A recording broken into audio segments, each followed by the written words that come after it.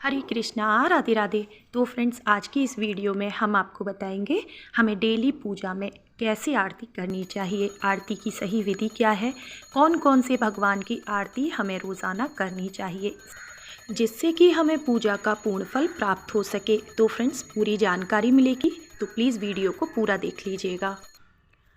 तो फ्रेंड्स, घर के मंदिर में पूजा पाठ करना एक इतना महत्वपूर्ण नियम है ना, जो कि हम सभी को ज़रूर से निभाना चाहिए।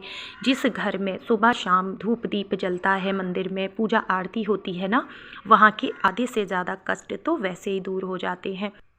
तो फ्रेंड्स, सुबह घर के मंदिर में पूजा करने का एक सबसे पहला और ज़रूरी नियम ये है कि आपको जितनी जल्दी हो सके ना अपने घर के मंदिर की पूजा कर लेनी चाहिए। वैसे तो देखिए, हम सभी गृहस्थ जीवन में हैं, इतना नहीं हो पाता है, लेकिन फिर भी आप घर के मंदिर की पूजा ना समय से कर लें। क्यों?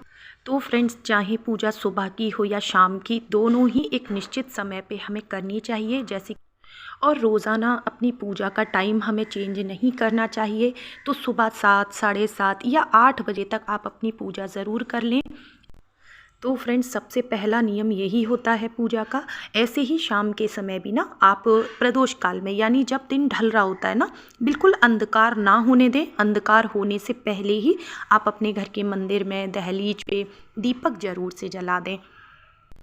तो फ्रेंड्स, हमें हमेशा साफ़ सुथरे वस्त्र पहनकर स्नान आदि करने के बाद ही घर के मंदिर की पूजा पाठ करनी चाहिए।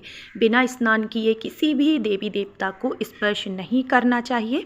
अच्छा, अब बात करते हैं कि हमें घर के मंदिर में ना रोज़ाना पूजा किसकी करनी है। तो देखिए, पंच देवी देवता बताए गए हैं, इनकी पूजा आपको नियमित रूप से करनी है, जिसमें कि सर्वप्रथम है गणेश जी, सूर्य देवता, दुर्गा माता, विष्णु भगवान और शंकर भगवान जी। ठीक है, तो इनकी पूजा आपको रोज़ करनी है। अच्छा, कई सारे लोग कहते हैं कि क्या दीदी, हमें हर दिन अदल बदल के पूजा करनी चाहिए। जैसे सोमवार है तो भोलेनाथ की, मंगलवार है तो हनुमान जी की, बुधवार है तो गणेश जी की, बृहस्पतिवार है तो विष्णु भगवान की। तो देखिए, पूजा इस तरह से नहीं करी जाती है। वो बात अलग है कि आपने किसी दिन के व्रत ले रखे हैं, मान लीजिए बृहस्पतिवार के आप व्रत करते हैं, या शुक्रवार के या मंगलवार के, तो आप एक विशेष पूजा उन देवता की कर सकते हैं। ठीक है, लेकिन जो पंच देवी देवता बताए गए हैं ना, सबसे पहले आप इन्हीं की पूजा करेंगे, जिसमें कि गणेश जी और सूर्य भगवान तो सर्वप्रथम हैं। और चाहे आप सुबह में पूजा कर रहे हैं या शाम को, अपने ईष्ट का ध्यान जरूर करें। ईष्ट कौन होते हैं? जिन्हें कि आप अपने सुख दुख में याद करते हैं, जिनका नाम हमेशा आपकी जिह्वा पर रहता है। तो ये हमारे ईष्ट, हमारे आराध्य कहलाते हैं। ठीक है, तो अब बात आती है कि हम बहुत बिजी रहते हैं, ऑफिस भी जाना होता है, हमारे पास आरती का इतना समय नहीं होता, तो हम क्या करें?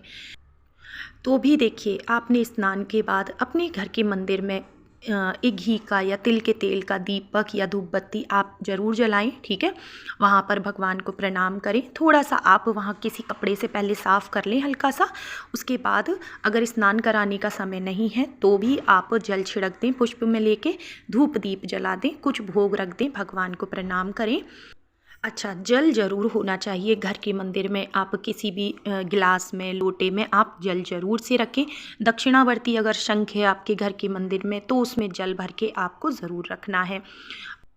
तो आप धूप दीप जला के 5 बार या 7 बार केवल गोल गोल करके आप आरती घुमा दें, ओम के आकार में बनाते हुए। ठीक है, ये भी आरती ही मानी जाएगी। ये उन लोगों के लिए जिन्हें कि सुबह में सच में बिल्कुल भी समय नहीं होता है, लेकिन फिर भी आप इतनी पूजा ज़रूर करके जाएं। ठीक है, अगर शालिग्राम, विष्णु भगवान या लड्डू गोपाल जी हैं तो उनके पास आप तुलसी ज़रूर से रख दें।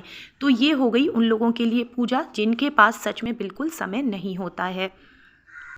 और अगर आप कर सकते हैं तो लौंग कपूर की आरती आप करके जाएं, ये भी बहुत अच्छा होता है। आप चाहें तो दीपक में ही आप रुई की बाती लगा के लौंग कपूर डाल के आप ऐसे भी आरती कर सकते हैं। अब बात करते हैं जो पूरे नियम से पूजा करना चाहते हैं, आरती करने का भी समय है उनके पास, तो वो क्या करेंगे? तो फ्रेंड्स, सबसे पहले आपको ध्यान रखना है दीपक कभी खाली नहीं होना चाहिए, ठीक है। आप उसमें एक देखिए मैंने गुलाब की एक पत्ती डाल ली है। आप चाहें थोड़ा सा हल्दी रोली डाल सकते हैं, अक्षत डाल सकते हैं या तिल के कुछ दाने डाल सकते हैं। इस तरह से आप भगवान की आरती करेंगे। तो सबसे पहले आप गणेश जी की आरती करें, इसके बाद ओम जय जगदीश हरे ये वाली आरती आप कर सकते हैं। लेकिन मान लीजिए अगर आपके ईष्ट हैं भोलेनाथ या दुर्गा माता, तो फिर आप उनकी आरती भी कर सकते हैं, ठीक है। आप अपने ईष्ट की आरती करें, और अगर आपके पास समय है कि आप 2-3 भगवान की एक साथ आरती करना चाहते हैं तो आप वो भी कर सकते हैं। लेकिन ऐसा नियम बनाएं जो कि आप आसानी से उसे निभा सकें। ऐसा ना हो कुछ दिन आप वो नियम करें, फिर कुछ दिन के बाद वो सारे नियम खंडित हो जाएं। ऐसा नहीं करना है। इसीलिए मैं कहती हूँ डेली पूजा के नियम सरल रखें। 1-2 आरती का ही नियम लें जिससे कि आप निभा सकें।